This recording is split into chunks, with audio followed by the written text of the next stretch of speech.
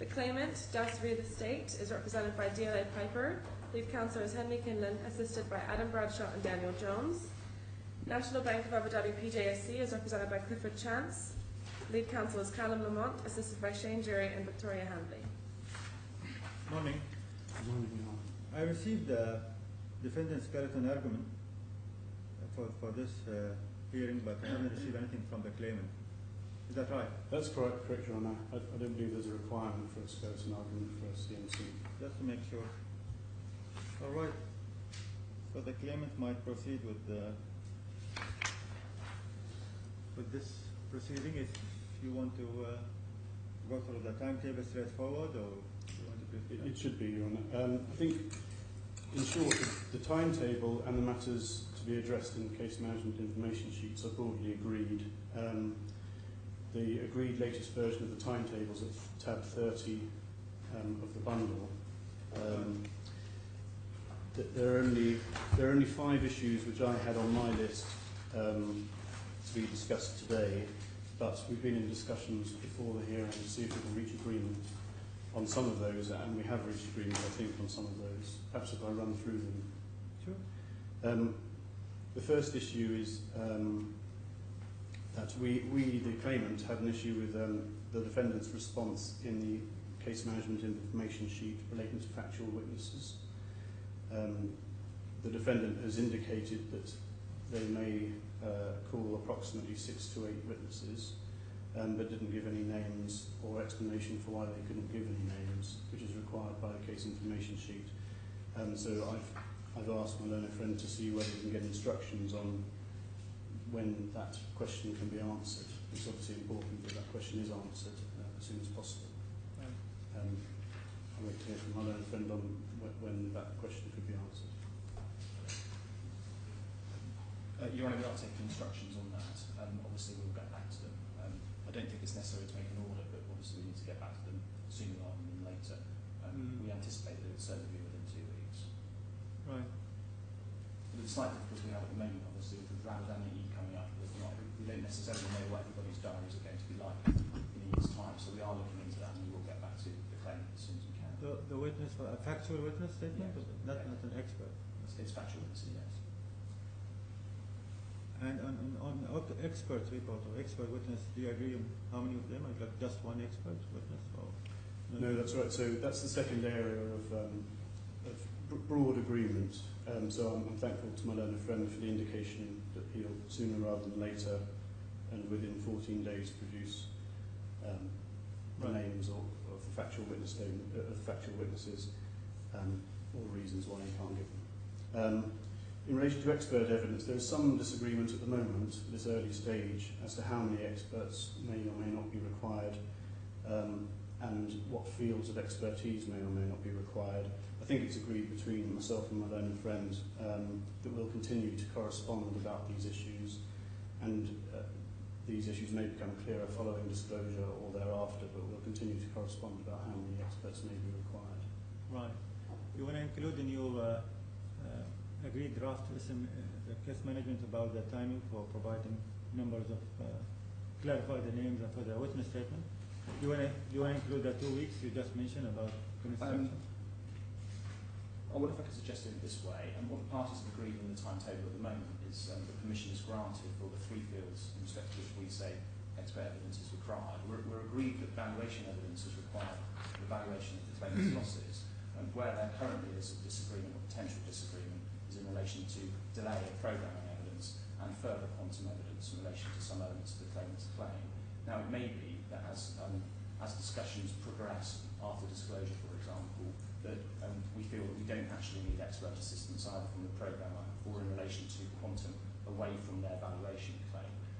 But it's just difficult for us to say that at the moment, and certainly it won't be before the end of disclosure. Yeah, this is well noted, but I was referring to the witness statement. You just mentioned you need 2 or 3 weeks as well from your. But the 14-day period for witnesses, in fact, is fine. Yeah, do you want to include that in the draft order? Yes, we can put that in the order. I apologise, I thought we were talking about expert statement. Right. The only other issue I've mentioned in relation to expert evidence is whether or not expert evidence on UAE law will be required. That may become clearer as the parties correspond as to whether or not there's a disagreement about the principles of UAE law or the identity of the judge allocated to the case, who may have their own views about how UAE law is dealt with in the case. This is an opt-in case, right? This is an opt-in case, or this is like an original jurisdiction of the IC? It's an opt-in case. Right? And just an observation about opt-in cases, you need to do some more research about applying the UAE law as an opt-in case before the DIC court. Referring to the general rules on Federal Law Number 8, 2004, where all the UAE legislation, commercial and civil, is exempt from being applied at the DIC. I haven't seen a previous judgment from the IC court where it's a clear rule on that in terms of opt-in scenario, where the court can apply the UAE law or cannot apply the UAE law. So just make sure you need to do more research on that before you come to cross whether you want to use an expert in UAE law to proceed your case. I'm grateful, Your Honour. We'll do that. The third area where there may be some form of agreement is that the claimant wishes to have 28 days in which to consider whether or not to bring an application that certain issues in dispute can be resolved by way of a preliminary hearing in a manner which will be dispositive or maybe dispositive of the case. I understand, I don't want to put words in my learned friend's mouth, but I understand his position to be that he won't oppose our ability to make that application, but he has doubts about whether such an application can succeed. I have no issues with that, but I would like to have included in the case management order a timetable for that application to be made, if it is made. And that application timetable would run concurrently with the agreed timetable, so that no time is lost in this case as a result of the application if it's made. Right. So comments on this? Well, you're right, it's slightly unsatisfactory that we're in a position today where we're facing, as I set out in my skeleton, an application which at the moment is unidentified, so I haven't been able to take any instructions on it. All I would say is that we've had a look at it. We don't think there are actually any discrete issues which can legitimately be taken by way of preliminary issue in order to have a helpful or a dispositive effect of any elements of these proceedings. So we remain doubtful on the substance as to whether it will work. As Mr. Quinlan points out, I can't oppose in principle his entitlement to make an application in due course. It certainly seems right if he's going to do it that he should indicate sooner rather than later that he is going to make an application and get on with it if he is. If that's going to be pursued, then we obviously can't oppose in making the application. It seems that making it within 28 days is satisfactory. It may be that Mr. Quinlan is able to commit perhaps within 7 days to say whether or not he's going to make that application, so we can make arrangements in order for filing of any responsive written statement in opposition. So do you don't agree? Do you agree? You don't agree to have it as a part of the CMC order? Well, I think it's probably sensible that we do set down some time limits in the order. Maybe if the claimant could identify whether or not it will make that application within a shorter time period than 28 days. I'm not sure that the claimant's able to identify that within 7 or say 14 days, so we know where we are. I think, Your Honour, we would obviously seek to reach agreement with the defendant on a preliminary hearing issue before we made the application. So there would be some period before the application is made, during which we'll seek agreement. But it's difficult for me now to commit to that. We're running a very small team because, as you may be aware, the claimant's in some financial difficulty, which is why we haven't been able to make the application today. But as long as we're going to redraft the CMC order, then perhaps we can do it in maximum 2 days, or just add it to the. I've provided my learned friend with an amended or proposed amended case management conference or case management order. Yes. We can certainly liaise further with that to finalise it. The only thing we would ask for is 28 days to respond to any such application rather than 14 days, given the time of year it then I would suggest in your new redrafting for the CMC, just highlight this difference in days. In principle, you agree in terms of having a set of time for such this application, but the difference between both of you, I see in the timing, right? Yes. Responding time. So just highlight those differences and the point of view. Yeah, and it may well be that we can agree that. Sure. Thank you. Your Honour, that leaves two issues on which there is no agreement, which we'll have to take probably slightly more length. The first is that the defendant has a complaint about the way in which the claimant has pleaded its claim for loss. And the second is that the defendant has a point to make about the scope of disclosure, and in particular whether documents to be disclosed in a confidential arbitration should be disclosed in these proceedings. If I take the first one first, relating to our claim for loss, it might be most sensible if I take you to the defendant's skeleton. Yes. It's in front of you, paragraph 13.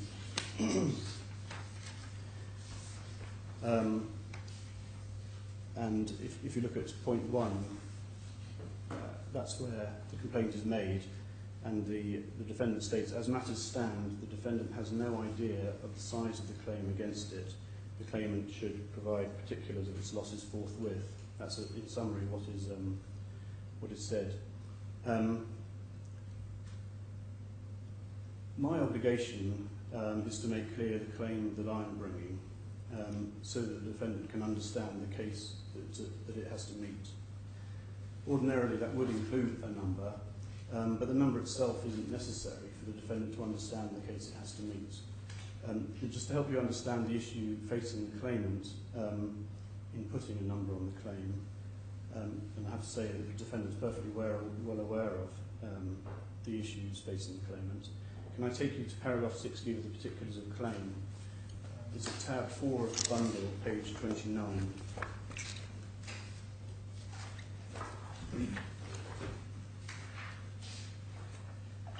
Paragraph 60. Paragraphs? Paragraph 60, so tab 4, page 29, Yes. paragraph 60. And it states, by reason of the defendant's breaches of the amendment agreement and or the facility agreement, the claimant has suffered and will suffer loss and damage, including but not limited to lost value of the project.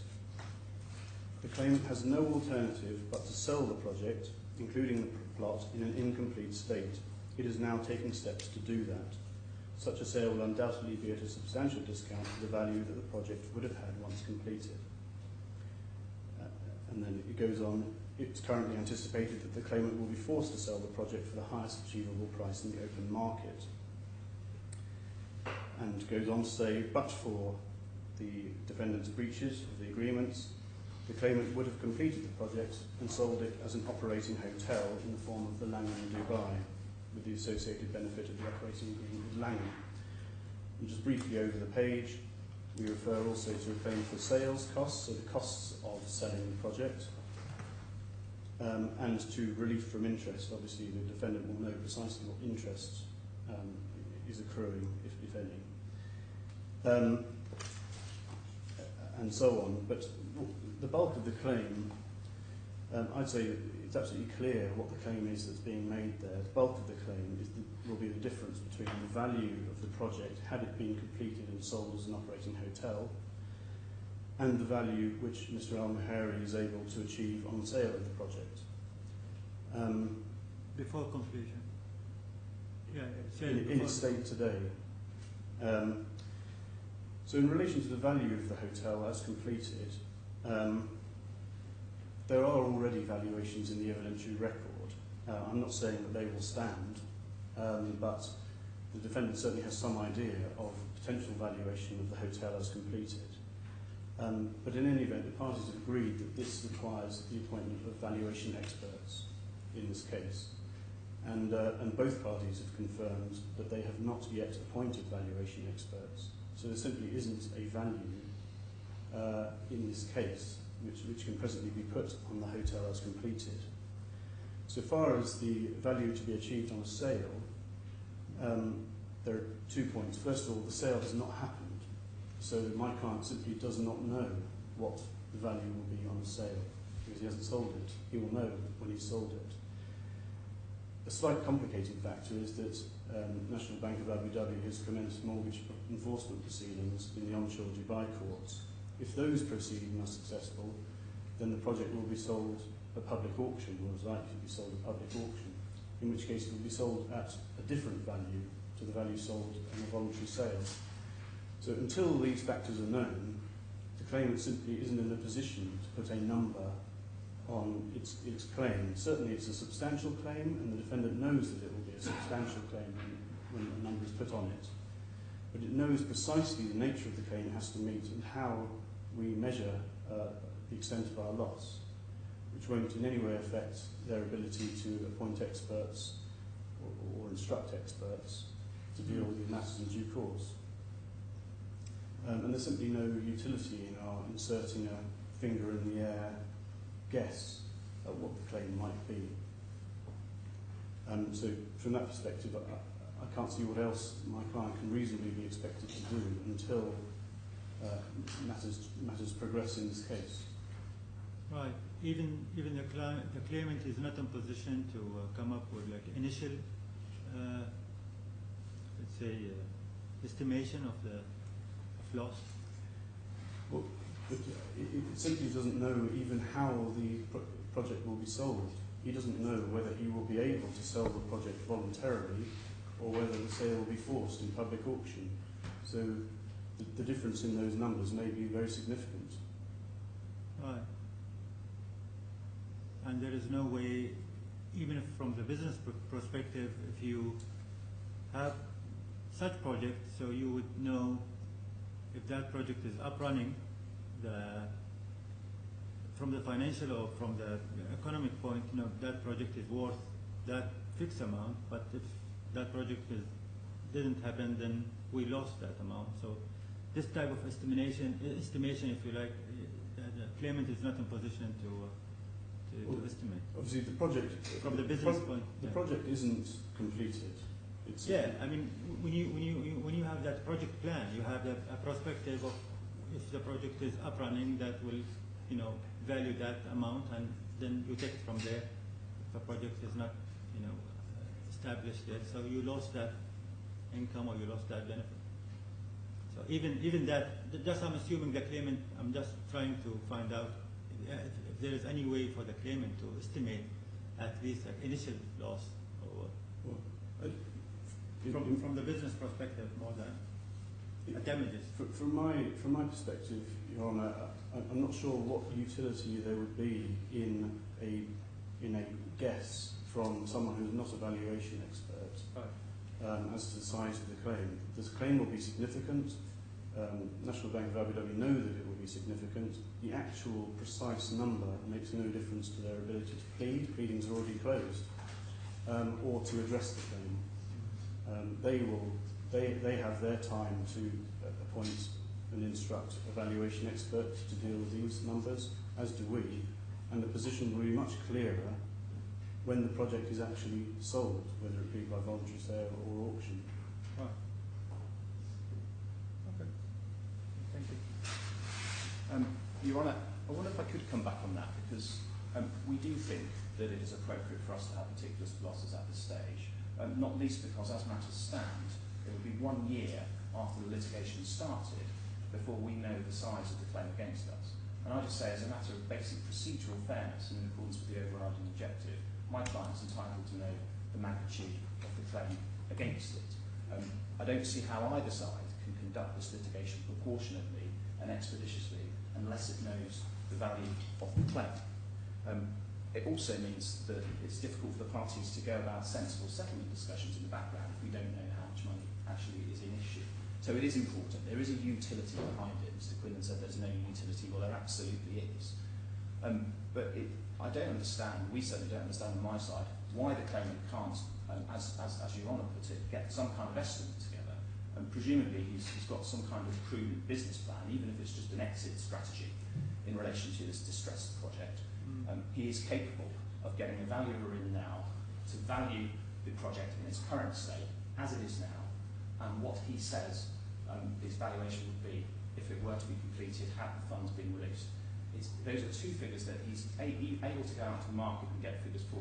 Now, just to be clear, we are not asking for a full-blown expert report into relation to these values, but it is possible to go out into the market and get a valuation so we at least know what that figure is.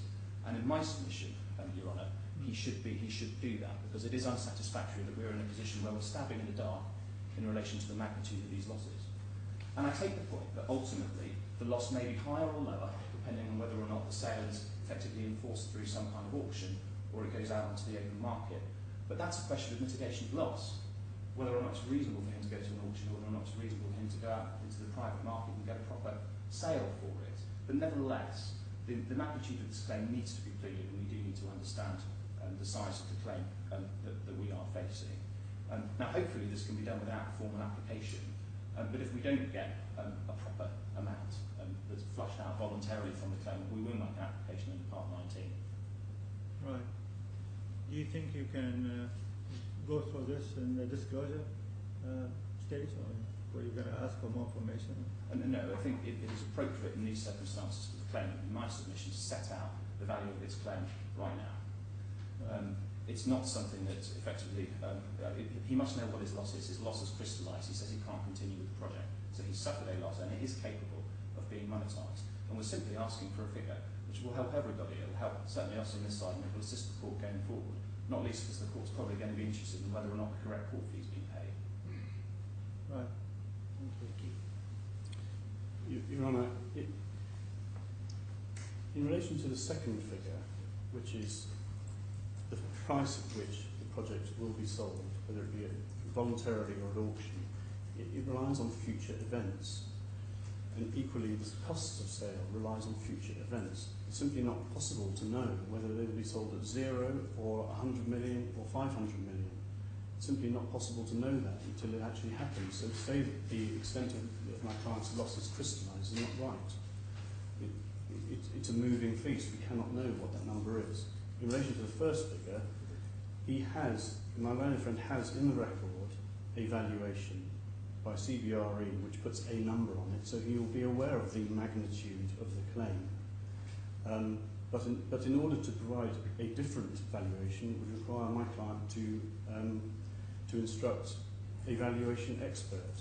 And that's precisely what we are trying to avoid by taking 28 days in order to consider whether or not this case could be decided by way of preliminary issues, which, if decided in one way or another, would be dispositive of the matters in dispute.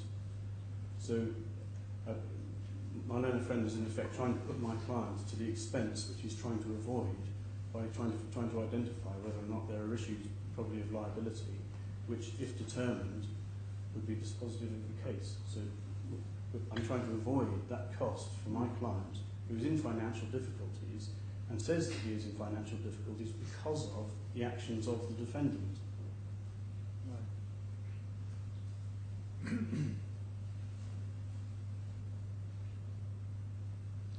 Right, do you want to move to the second point? Or? Yes. So the final point in which we're not in agreement relates to disclosure. I might leave my learned friend to make the comments first. Right. Your Honour, thank you. There is one discrete issue on disclosure that hopefully Your Lordship has seen in my skeleton, and that relates to documents generally concerning Intermass's performance between 2010 and the time it was terminated in 2015. As we understand the claimant's case, the allegation is that the construction works were delayed on account of Intermass's poor performance and or non-payment of sums appropriately due under the facility agreement. So the reasons why the construction project was delayed are very much an issue in these proceedings before the court. We are also aware that Intermass, we think, has commenced arbitration proceedings against DAS, or perhaps it's the other way around, but we're not sure.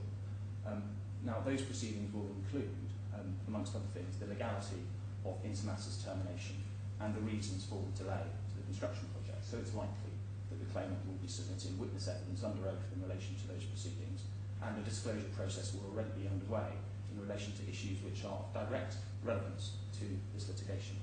So it seems to us that in those circumstances, but documents in relation to intermaster performance and any documents which are generated for the purposes of the arbitration proceedings are disclosable under the rules, under Rule 28, in these proceedings. Now, we accept that they're confidential, and we're not going behind confidentiality because the DIAC rules, under which the arbitration proceeding enables disclosure of those documents to be made if legally required to do so, for example, under Rule 28 of the DIFC rules. So we are expecting these documents to be disclosed as part of our requests to produce going forward, and we welcome an indication from the claimant as to whether or not it is going to be indeed disclosing these documents. We can't see any reason why they should not be disclosed. They're obviously relevant, and the DIAC rules don't prevent disclosure of confidential documents in court. And there are mechanisms within this court whereby confidentiality can be preserved, such as hearings in secret, or ways to prevent documents leaving the courtroom, for example. There are practical ways around that.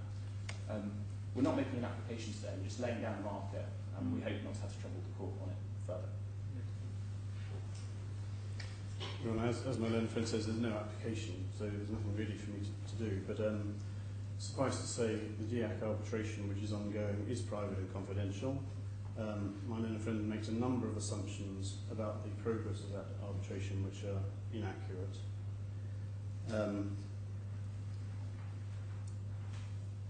In essence, this is a disclosure issue. If the defendant wishes to make specific targeted requests to produce documents at the agreed stage of the procedural timetable, we will deal with those. At that time. At that time. All right, any further issue we have to hear today? Or?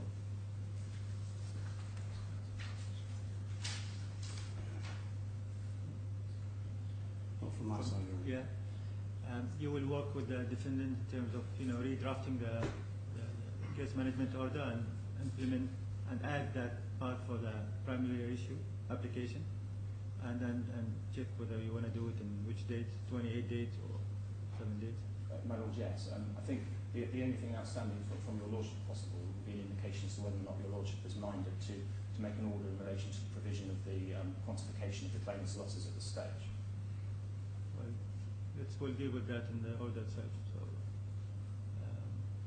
for now, it stands as it is. I mean, I'm not going to change anything unless I read the file further and check out whether we can do that. Very well. Very well. So there is three things maybe we need to add to the draft order.